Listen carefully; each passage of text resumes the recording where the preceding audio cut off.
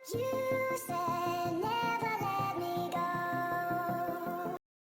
वालेकुम, welcome to Indian kitchen viewers. आज मैं बना रही हूँ कीमा और फलियाँ।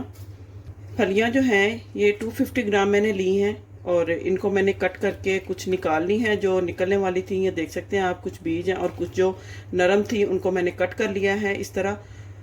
इसके अलावा कीमा है यहाँ पे, ये भी 250 ग्राम है। कीमा भी तकरीबन ये 1 पाव के करीब बनता है। 1 स्मॉल टमाटर लिया है यहाँ पे मैंने। लहसुन है, लहसुन के जवे लिए हैं तकरीबन 7 से 8।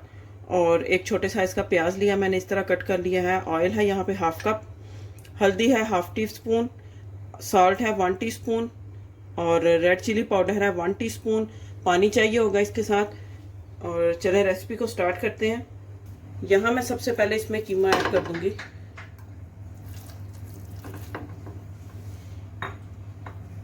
कीमा मैंने बीफ का लिया है, आप चिकन का ले सकते हैं, मटन का ले सकते हैं, लेकिन सबसे अच्छा ये मटन या बीफ में ही बनता है। इस वजह से आप यही कीमा लीजिएगा, चिकन में इतना कुछ अच्छा नहीं लगता जी। लहसुन प्याज टमाटर भी मैंने इसमें ऐड कर दिया है। सुर्ख मिर्च हल्दी और नमक ये भी ऐड कर दूंगी।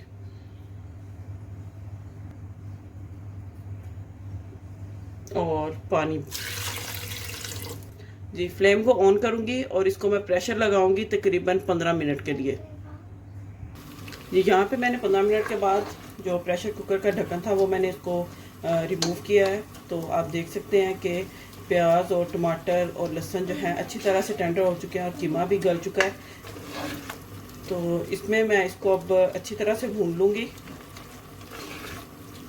और फिर इसमें फलियाँ ऐड करूँगी मैं। तो इधर मैं यहाँ में इसमें ऑयल ऐड कर दूंगी।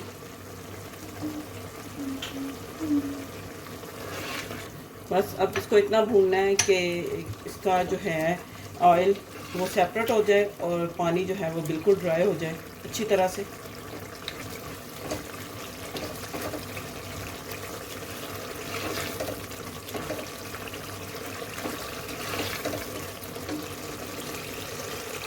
देखें कीमा यहाँ पे भून चुका है। अब इसमें मैं फलियाँ ऐड कर दूँगी। आप फलियाँ सादी भी बना सकते हैं बगैर कीमे के, वो भी बहुत अच्छी लगती है।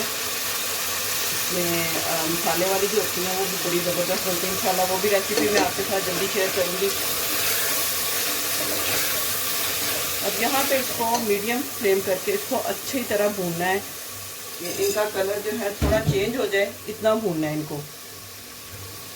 फ्लेम आपने मीडियम में रखनी है, हाई फ्लेम नहीं करनी। अच्छा, यहाँ पे फलियाँ भी मैंने भून 8 से 10 मिनट के लिए मैंने इनको मीडियम फ्लेम पे भून लिया है और ऑयल जो है ये सेपरेट हो चुका है टोटली। अब इसमें मैं थोड़ा सा पानी ऐड करूँगी, तकरीबन 1/2 ग्लास। तो देखिए थोड़ा सा और ऐड कर देती हूँ।